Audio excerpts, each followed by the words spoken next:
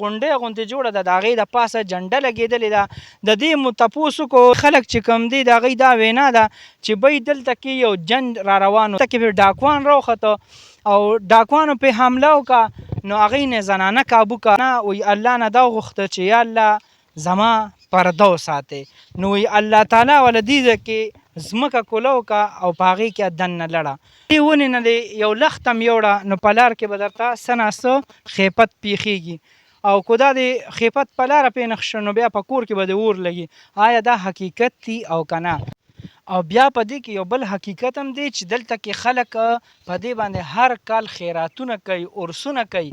دا یو ډیره زیاته بزرګه ښځه دی ګړي او دلته کې دا باقاعده یو مزار غوندې ټایپ ورکړی. خیر مزار خو نه دی، دا صرف د زنانه وایي چې ډیره زیاته بزرګه، ولې چې الله نه یې وغوښته چې یا الله زما پرده وکړي او هغه په دې ځمکه کې دننه شوه.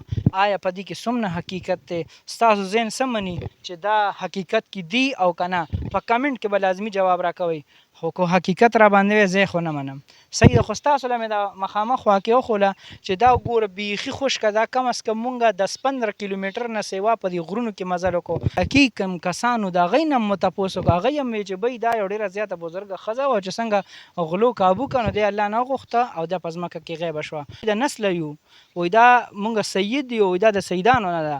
اوس حقیقت څه دی په دې باندې مونږ نه پوهېږو، خو دا قسم ویډیوګانې تاسو له مونږ راوړو چې بی په دنیا کې داسې قسم خلک هم شته او داسې قسم خبرې هم شته. حقیقت څه دی هغه به الله ته پته وي. السلام علیکم دوستانو، احتشام الحق یم. نننۍ ډېره زیاته عجیبه او غریبه واقعه تاسو له مخې له کومه چې بی دې ځای کې یو داسې غونډۍ غوندې جوړه ده، د هغې د پاسه جنډه لګېدلې ده. د دې مو تپوس وکړو د دې علاقې خلک، نو د دې علاقې خلک چې کوم دي د هغوی دا وینا ده چې بی دلته کې یو جنګ را روان و، د عرس یو جنګ را روان و. په هغې کې یو زنانه وه او هغه عرس ته تلې وه، واپسۍ کې راتله. دلته کې پرې ډاکوان راوخته او ډاکوانو پرې حمله وکړه، نو هغوی نه زنانه کابو کړه. دا د ډېر پخوانی واقعه ده، د دې ټول مشران دا خبرې کوي.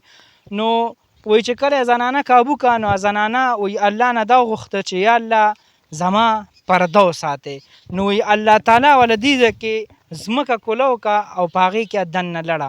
صحیح ده.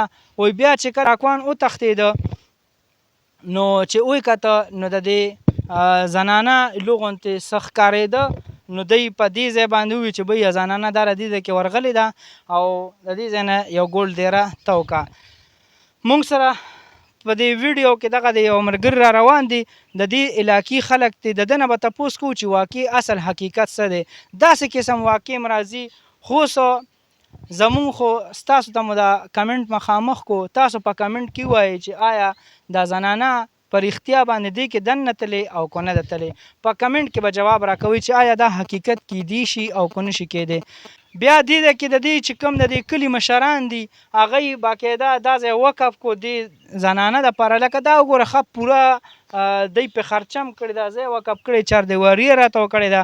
چاردیواري سره خوا کې یو مسجد هم جوړ کړی دی او په مسجد کې بیا یو دا غټه ونه ده. د دې ونې باره کې یو کس اوس داسې راته ووی چې دا داسې ونه ده، که دې ونې نه دې یو لښته م یوړه نو په لار کې به درته څه نه څه خیفت پیښیږي، او که دا د خیفت په لاره پېنښ شو نو بیا په کور کې به د اور لګي. آیا دا حقیقت تھی او که نه؟ یہ واقعہ بتائیں کہ کس طرح ہوا تھا؟ یہ ایسا ہے نا، صدیوں کی بات ہے نا، مطلب ہمارے جو باپ دادا تھے نا، دادا سے بھی اوپر پر دادا تھے نا، یہ ان لوگوں کے ٹائم کی بات ہے نا. تو یہ قافلہ آ رہا تھا ہندوؤں کا، اور یہ جو مائی تھی اس نے اپنے رب سے پناہ مانگی ہے کہ مجھے اپنی عزت میں مطلب ہے جو ہے نا محفوظ رکھو. یہ جو ہم نے سنا تھا کہ بھئی ایک بارات آ رہی تھی اور اس میں نا چور نکلا، چور نے پھر یہ بارات میں جو دلہن تھا اس کو پکڑ لیا. نہیں یہ بارات کی بات نہیں ہے. یہ جو مزار میں چادر وغیرہ نہیں ڈالتے ہیں، عرس ہوتا ہے، تو یہ اس ٹائم کی بات ہے، مطلب اس طرح کی. یہ بارات کی ایک عرس، یہ عرس جا رہا تھا. عرس کی ڈالی جاتی ہے ہر سال کے بعد جاتی ہے. ہمارے ادھر گاؤں میں نا ادھر سے ڈالی جاتی ہے ادھر، ٹھیک ہے.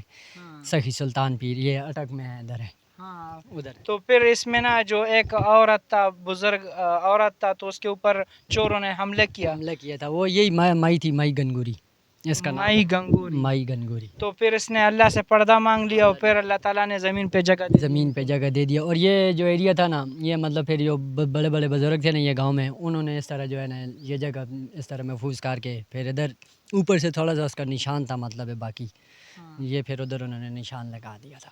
صحیح ہے جی، صحیح ہے.